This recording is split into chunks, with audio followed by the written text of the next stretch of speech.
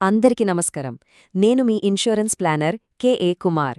చూడండి, ప్రత్యేక అవసరాలున్న పిల్లల తల్లిదండ్రులుగా వాళ్ల భవిష్యత్తు, ముఖ్యంగా వాళ్ల ఆరోగ్యం గురించి మనసులో ఎప్పుడూ ఒక చిన్న ఆందోళన ఉంటూనే ఉంటుంది కదా.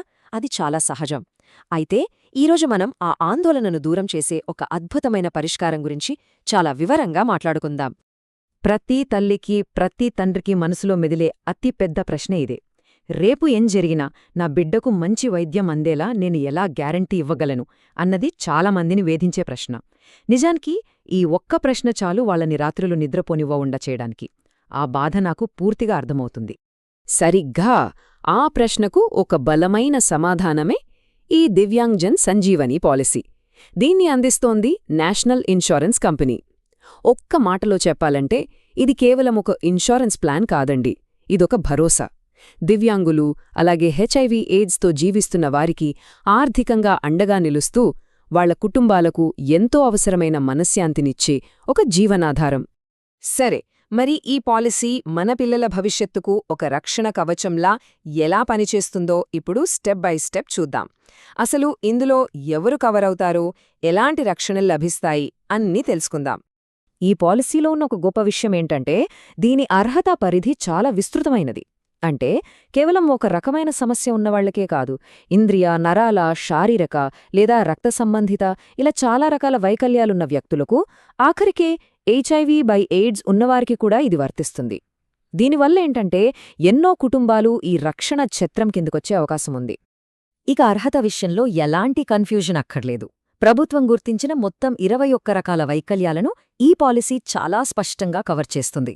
ఉదాహరణకి చూడండి, అంధత్వం, వినికిడి లోపం, autism spectrum disorder, cerebral palsy, thalassaemia, haemophilia ఇలా మొత్తం 21 కేటగిరీలున్నాయి.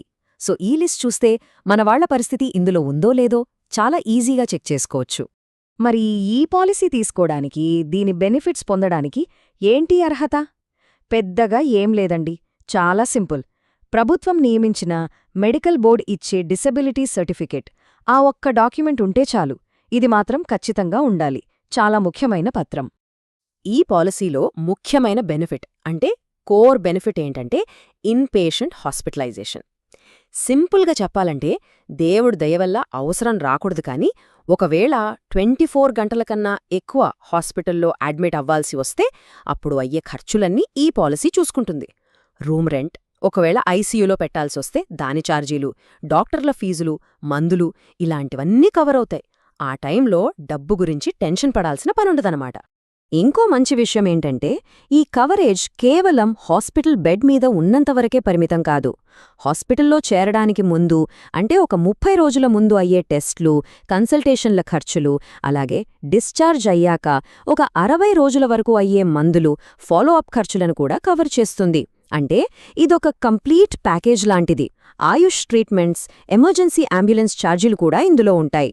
ఇప్పుడు టెక్నాలజీ పెరుగుతోంది కదా, వైద్యంలో కూడా ఎన్నో కొత్త పద్ధతులు వస్తున్నాయి. మరి వాటి సంగతేంటి? ఈ పాలసీ వాటిని కూడా దృష్టిలో పెట్టుకుంది. Robotic surgery, stem cell therapy లాంటి చాలా ఖరీదైన అడ్వాన్స్డ్ ట్రీట్మెంట్లకు కూడా కవరేజ్ అందిస్తుంది. అయితే కొన్నింటికి కొంత పరిమితి ఉంటుంది.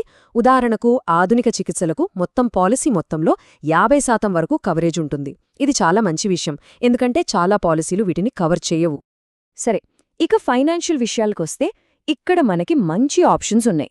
మన బడ్జెట్ను బట్టి 4 లక్షలు లేదా 5 లక్షల సమ్ ఇన్షూర్డ్ అంటే కవరేజ్ని ఎంచుకోవచ్చు. ఇందులో ఒక చిన్న పాయింట్ ఉంది, అదే కోపే. సాధారణంగా క్లెయిమ్ వచ్చినప్పుడు మనం ఒక 20% పెట్టుకోవాల్సుంటుంది. అయ్యో, మేమా 20% కూడా పెట్టుకోలేము అనుకుంటే దానికి కూడా ఒక మార్గముంది. కొంచెం ఎక్కువ ప్రీమియం కడితే ఆ కోపేని కూడా తీసేయొచ్చు. అప్పుడు 100% క్లెయిమ్ కంపెనీయే చూసుకుంటుంది. ఈ ఫ్లెక్సిబిలిటీ చాలా ముఖ్యం. ఓకే, పాలసీ బావుంది, కవరేజ్ బావుంది, అంతా సరే, కానీ ప్రాక్టికల్గా ఇదెలా వర్క్ అవుతుంది? పాలసీ తీసుకున్న వెంటనే అన్నీ కవర్ అవుతాయా? క్లెయిమ్ ఎలా చేసుకోవాలి? ఈ విషయాలు తెలుసుకోవడం చాలా చాలా ముఖ్యం. వాటి గురించి ఇప్పుడు మాట్లాడదాం. చూడండి, ఏ హెల్త్ ఇన్సూరెన్స్ తీసుకున్నా వెయిటింగ్ పీరియడ్స్ అనేవి ఉంటాయి. అంటే పాలసీ తీసుకున్న వెంటనే కొన్ని జబ్బులకు కవరేజ్ రాదు.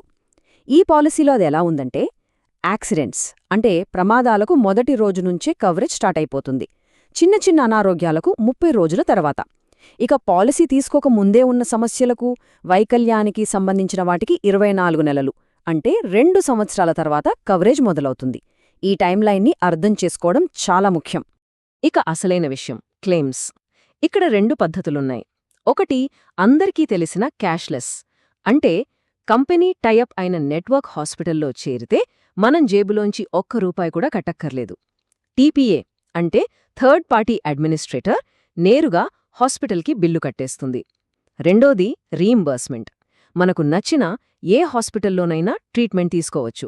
ముందు మనం బిల్లు కట్టేసి ఆ తర్వాత ఆ బిల్లులన్నీ కంపెనీకి సబ్మిట్ చేస్తే వాళ్లు మన డబ్బు మన బ్యాంక్ అకౌంట్కి తిరిగి పంపిస్తారు. రెండింట్లో ఏది కావాలన్నా ఎంచుకోవచ్చు. ఒకవేళ రీయింబర్స్మెంట్ ఆప్షన్ తీసుకుంటే ప్రాసెస్ చాలా సింపుల్. 4 స్టెప్స్. 1. హాస్పిటల్లో చేరగానే కంపెనీకి ఇన్ఫార్మ్ చెయ్యాలి. 2. డిశ్చార్జ్ అయ్యేటప్పుడు అన్ని ఒరిజినల్ బిల్లులు, రిపోర్ట్లు, డిశ్చార్జ్ సమ్మరీ అన్నీ జాగ్రత్తగా తీసుకోవాలి. 3. క్లెయిమ్ ఫామ్ నింపి ఈ డాక్యుమెంట్స్ అన్నీ జతచేసి కంపెనీకి పంపాలి. అంతే. 4వ స్టెప్, వాళ్లు వెరిఫై చేసి అప్రూవ్ అయిన డబ్బుని నేరుగా మన బ్యాంక్ అకౌంట్లో వేస్తారు. ఈ ప్రాసెస్లో ఎక్కడ ఏ డౌట్ వచ్చినా నేను మీకు గైడ్ చేయడానికి ఎప్పుడూ ఉంటాను. సరే, పాలసీ ప్రయోజనాలు, క్లెయిమ్స్ గురించి తెలుసుకున్నాం. ఇప్పుడు మరో ముఖ్యమైన అంశం గురించి మాట్లాడుకుందాం. ఒక పాలసీ హోల్డర్గా మన హక్కులేంటి, మన బాధ్యతలేంటి? ఇవి తెలుసుకోవడం మన భవిష్యత్తును మరింత సురక్షితం చేస్తుంది. చాలామందికి తెలియని విషయం, ఒకవేళ ఇన్సూరెన్స్ కంపెనీతో ఏదైనా సమస్య వస్తే ఎక్కడికి వెళ్లాలో తెలియక ఆగిపోతారు. కానీ అలా ఆగిపోవాల్సిన అవసరం లేదు. మనకోసం ఇన్సూరెన్స్ అంబుడ్స్మెన్ అనే ఒక వ్యవస్థ ఉంది. ఇది ఒక స్వతంత్ర అధికారి. ఎవరైనా సరే తమకు అన్యాయం జరిగిందనిపిస్తే ఒక్క రూపాయి ఖర్చు లేకుండా అక్కడ ఫిర్యాదు చేయవచ్చు. వాళ్లు నిష్పక్షపాతంగా విచారించి మనకు న్యాయం చేస్తారు. ఇది మన హక్కు, ప్రతి ఒక్కరూ తెలుసుకోవాలి. కొన్ని చిన్న చిన్న జాగ్రత్తలు తీసుకుంటే క్లెయిమ్ టైంలో ఎలాంటి ఇబ్బందులు రాకుండా చూసుకోవచ్చు. మొదటిది, ప్రపోజల్ ఫామ్లో అడిగిన ప్రతి విషయాన్ని నిజాయితీగా, దాచకుండా చెప్పాలి. రెండోది, పాలసీ డాక్యుమెంట్ని ఒకసారి టైం తీసుకొని చదవాలి. ముఖ్యంగా ఏవి కవర్ అవ్వవో తెలుసుకోవాలి. మూడోది, ఇది చాలా ముఖ్యం, ఈ పాలసీ గురించి మన ఇంట్లో వాళ్లకి చెప్పించాలి. వాళ్లకూడా తెలియాలి కదా. అలాగే నాలాంటి ఏజెంట్ పాత్ర కేవలం సలహా ఇవ్వడానికే. క్లెయిమ్స్ అన్నీ కంపెనీయే చూసుకుంటుంది. నా నెంబర్తో పాటు కంపెనీ సీనియర్ మేనేజర్ నెంబర్ కూడా దగ్గర పెట్టుకోండి.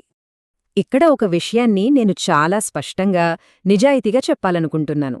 ఒక ఏజెంట్గా నా బాధ్యత ఏంటంటే మీకు పాలసీ గురించి పూర్తిగా వివరించి, మీకు సరైన ప్లాన్ను ఎంచుకోవడంలో సహాయం చేసి, డాక్యుమెంటేషన్లో గైడ్ చేయడం. అంతవరకే. పాలసీని అప్రూవ్ చెయ్యాలా, రిజెక్ట్ చెయ్యాలా, లేదా క్లెయిమ్ వచ్చినప్పుడు దాన్ని పాస్ చెయ్యాలా వద్దా, ఈ నిర్ణయాలన్నీ పూర్తిగా నేషనల్ ఇన్సూరెన్స్ కంపెనీ చేతుల్లోనే ఉంటాయి. ఇందులో ఏజెంట్గా నా పాత్ర ఏమీ ఉండదు. ఈ పారదర్శకత మన మధ్య నమ్మకాన్ని పెంచుతుంది. ఇక ఆలస్యమెందుకు? మన పిల్లల భవిష్యత్తును భద్రపరిచే ఈ ప్రయాణంలో మొదటి అడుగు ఈరోజే వేయండి. మీ కుటుంబ పరిస్థితులకు, అవసరాలకు తగ్గట్టుగా ఒక పర్సనలైజ్డ్ ప్లాన్ ఎలా రూపొందించుకోవాలో తెలుసుకోవడానికి నన్ను సంప్రదించవచ్చు. నా వివరాలు ఇక్కడున్నాయి. మీ కుటుంబానికి మనశ్శాంతిని ఇవ్వడమే నా మొదటి ప్రాధాన్యత. ఒక మాట ఎప్పుడూ గుర్తుంచుకోవాలి, భీమాను ఆలస్యం చేస్తే రక్షణను మనమే వద్దనుకున్నట్టు. ఈ సమాచారం కేవలం మనకోసమే కాదు, మనలాంటి పరిస్థితుల్లో ఉన్న ఎన్నో కుటుంబాలకు ఇది ఉపయోగపడొచ్చు. దయచేసి ఈ విషయాన్ని మీ కుటుంబ సభ్యులతో, స్నేహితులతో, మీకు తెలిసిన సోషల్ గ్రూప్స్లో షేర్ చేయండి. ఒక మంచి విషయాన్ని 10 మందికి పంచడం కూడా ఒక సేవలాంటిదే. చివరగా ఒక్క ప్రశ్న. మన పిల్లల భవిష్యత్తు చుట్టూ ఒక ఆర్థిక రక్షణ గోడను కట్టడానికి ఈరోజు మనం తీసుకోగల ఆ ఒక్క అడుగు ఏంటి? దీని గురించి ఒక్క నిమిషం ఆలోచించండి. ఆలోచించడమే కాదు, ఆచరణలో పెట్టండి. ఆ ప్రయాణంలో మీకు ఎలాంటి సహాయం కావాలన్నా నేను సిద్ధంగా ఉన్నాను.